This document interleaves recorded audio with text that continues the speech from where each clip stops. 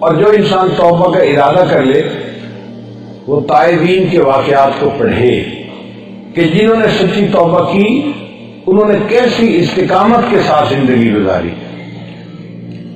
حدیث مبارکہ میں ہے ایک صحابی نبی السلام کی خدمت میں حاضر ہوئی، اے اللہ کے نبی صلی اللہ علیہ وسلم مجھ سے گناہ سرزد ہو گیا۔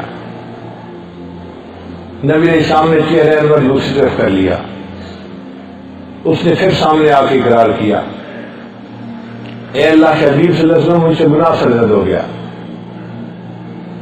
آپ صلی اللہ علیہ وسلم نے پھر چہرہ انور پھیر لیا، اس نے تیسری مرتبہ آ کر یہی کہا، پھر چوتھی مرتبہ۔ جب 4 مرتبہ اس نے اقرار کیا تو نبی علیہ السلام نے فرمایا تجھے وہم ہو گیا ہوگا۔ اس نے کہا نہیں ہے اللہ کے حبیب صلی اللہ علیہ وسلم مجھ سے گناہ سرزد ہوا اور اس وقت میں حاملہ ہوں، مجھے پاک کر دیجیے۔ کوئی گواہ نہیں تھا، معاملہ اس کے اور اللہ کے درمیان تھا۔ گناہ تو کر بیٹھی تھی، ہیٹ آف دی مومنٹ، لیکن اب اس کو ایک غم تھا، ندامت تھی کہ میں نے کیا کر دیا، اب مجھے توبہ کرنی ہے۔ وہ جانتی تھی کہ اس کے بدلے مجھے سنسار کیا جائے گا، شادی شدہ تھی، میری موت واقع ہو جائے گی۔ وہ جانتی تھی کہ میرے پورے خاندان کی عزت خاک میں مل جائے گی، مگر اس کو یہ سب چیزیں چھوٹی نظر آ رہی تھی۔ وہ کہتی تھی کہ اگر میں نے توبہ نہ کی تو قیامت کے دن اللہ تعالیٰ کے سامنے میں ناپاک حالت میں کھڑی ہوں گی، اور میں ناپاک بدن کے ساتھ اپنے رب کو اپنا چہرہ نہیں دکھا سکتی، مجھے پاک ہونا ہے۔ اے اللہ کے نبی سے مجھے پاک کر دیجیے۔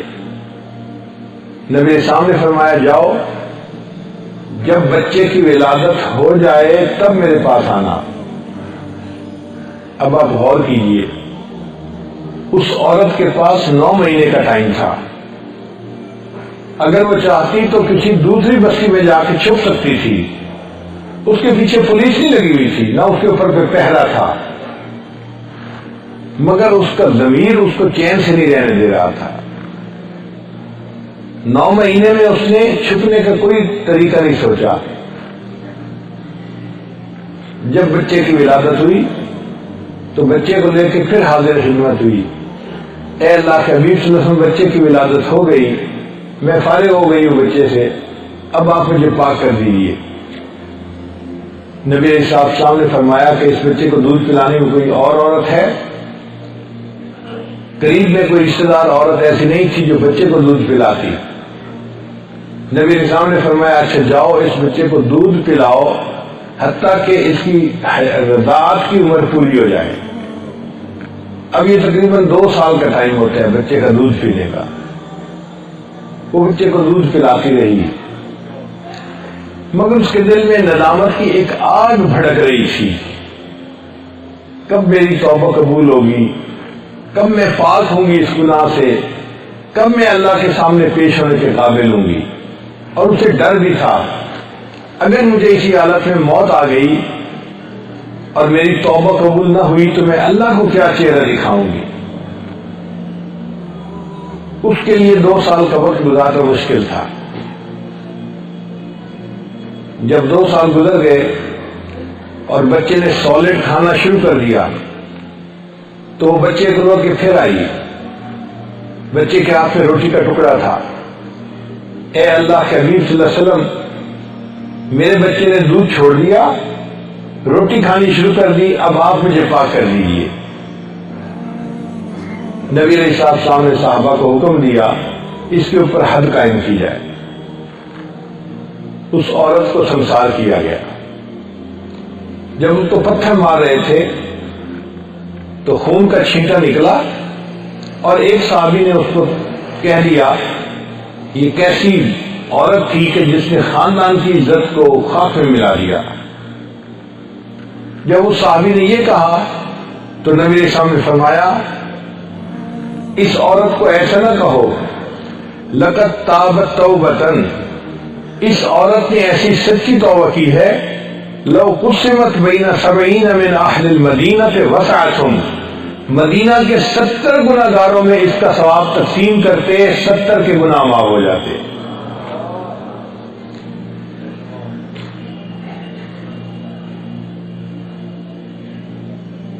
حدیث مبارکہ میں ہے جس بندے نے زنا کا ارتکاب کیا اور توبہ نہیں کی، اس کو جہنم کی ایک غار میں ڈالا جائے گا جس میں بچھو ہوں گے، اور غار کے دروازے کو چٹان سے بند کر دیا جائے گا۔ پھر وہ بچھو اس بندے کے جسم پہ چڑھ جائیں گے، جس طرح شہد کے چھتے پر شہد کی مکھیاں بیٹھی ہوتی ہے، اتنے بچھو اس بندے کے جسم کے اوپر چڑھیں گے، اور سب بچھو ایک وقت میں اس کو کاٹیں گے، اور اس کو اتنی تکلیف ہوگی، جسم کے انگ انگ میں تکلیف ہوگی۔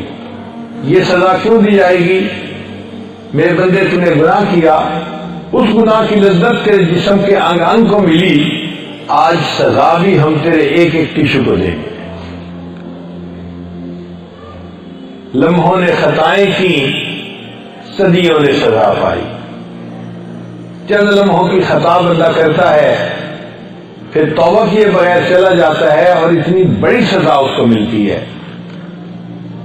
اب اس کا ایک ہی حل ہے کہ دنیا میں انسان توبہ کر لے، تاکہ اللہ تعالیٰ اس گناہ کو نام اعمال سے ہی مٹا دے، اور اخلاص سے توبہ کرے گا، اللہ تعالیٰ اس گناہ کو نیکی میں تبدیل فرما دیں گے۔ اس لیے توبہ کی اہمیت کو سامنے رکھیے۔ ہم اپنی زندگی میں اپنے گناہوں کو اپنی نیکیوں میں تبدیل کر سکتے ہیں۔